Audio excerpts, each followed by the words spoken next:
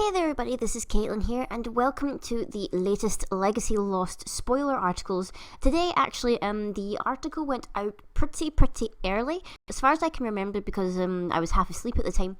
The spoilers came out about like 1 o'clock my time, which I'm not quite sure, like 1 o'clock in the morning I mean, which I'm not quite sure how that resonates with, say, America and blah blah blah and other places in the world, but for me that was like, it's technically quite late for me, because normally the spoilers don't come up until like maybe 6 or 7 in the morning normally, so like usually I can't see the spoilers until later in the morning when I wake up. So this was like a real surprise for me, so I managed to like have a quick look or whatever at them before I kind of went to sleep or whatever, and then just like finally got the time to record, because I couldn't really record at like 1 in the morning where I am. So now I'm finally getting the chance to record this, and in this spoiler article we're focusing more so on inheritance and kind of like things that kind of go well with inheritance or kind of go well together. So first up we got Amaterasu, Guide of Light, which I'm kind of sad that we didn't get to see like some kind of like throwback to Okami or something like that, with her having like a wolf form or something, but you know, she still looks cool. She's a light resonator.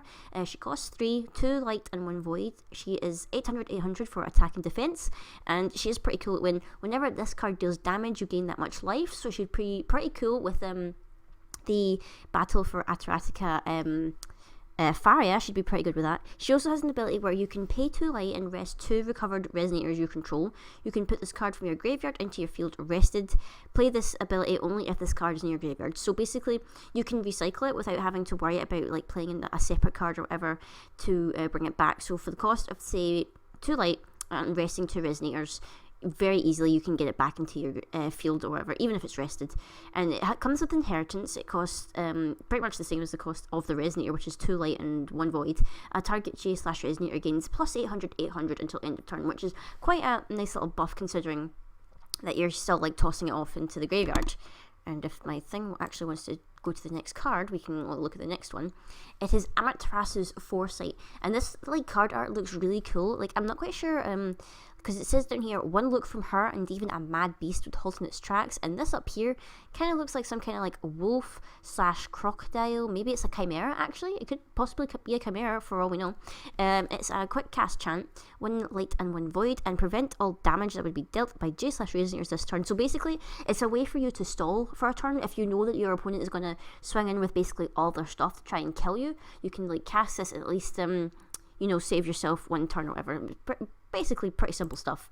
Next up we have something for those who still love to use Cthulhu's. We have Bastet, Goddess of Cats, which she's making a return, because I believe Bastet was also in Grim Cluster, but she was green and she wasn't particularly really good, but this time she's a fire. She's 1 fire, 1 void. She's 300 attack, 700 defense, and that might not seem so cool, but if we go down to her effect, you'll find out why. If a Cthulhu you control would deal damage to a J/resonator, it deals double that much damage instead. So if you imagine when Haster attacks and he's dealing 400 to something, now, like, because like whenever he attacks, he deals 400 to a resonator. If Basset is in your field, then he'll do 800, like with that first effect.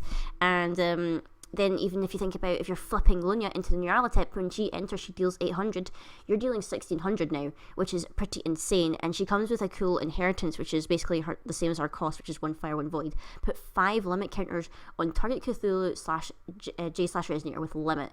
So essentially you could, if you've got a Niggeroth in the field, bam, you don't need to worry about banishing goats. You just, you know, inheritance the Basset and stick on another 5 limit counters, or stick the 5 onto your Haster, you know, and you can ping away with that buffed up attacking damage and whatnot. So I really like this. Basset is always smiling suspiciously, even after 1,000 years. I really like her, and I'll probably be sticking her in my Cthulhu build for Lunya. I really like that. Her spell I don't like as much, although I do love the card art. It's Basset's Fascination. It's a quick cast, 1 fire. Target J/resonator must block this turn if able, and then you draw a card. Not quite sure what you could use this for. Maybe if you know that you would definitely kill something, if you like you could definitely kill something and you want to get rid of it, but your opponent's like, oh, I'm not going to block, I'm going to I'm going to let it take the damage, you can cast this, and then you have to, like, say this thing must block this turn if able. So basically you're forcing them to block and kill something, which I guess is what you could use it for, but I probably wouldn't really find this all too useful in all honesty. Then we get Invisible Flame, and I'm really curious to find out, because this is clearly, I remembered his name by the way, this is clearly Mylist, the 6th Sage of Fire, but for some reason they're not calling him Mylist, and they're not really giving any indication as to why. I'm not entirely sure. He's 2 cost, 1 fire, 1 void, 600, and basically the only thing he has is Inheritance, which is his cost. It deals 600 damage to target /J Resonator.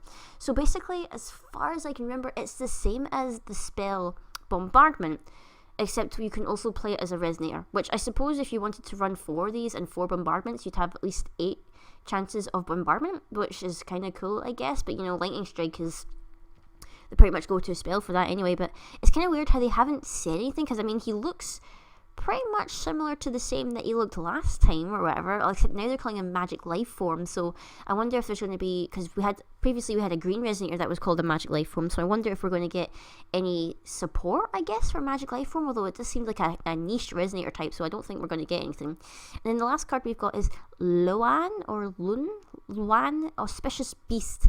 It's a 3 cost, 1 wind and 2 void, 700, just a normal beast. Inheritance is the same as its cost. Target J/Resonator gains 700 until end of turn, which isn't that, spectacular or amazing, and other than that, it's basically a vanilla beast. But, it's just kind of okay. I'm kind of, going over these cards. I think the first 3, basically Basset, Amaterasu, Foresight, and Amaterasu herself, are probably my favourite 3 from this set. From this, set of spoilers, whatever. Not quite sure how I'm feeling. We're release for Legacy Lost is about, is it the 9th or the 10th of December or whatnot, so we still have at least a couple of weeks or whatever for spoilers and whatnot. So I'm still waiting to see some more great stuff to go with Valentina and to go with Lumia. This would actually be, I think, okay in a Lumia deck, although for some reason it wouldn't be amazing, because obviously it's not doing anything when it enters itself.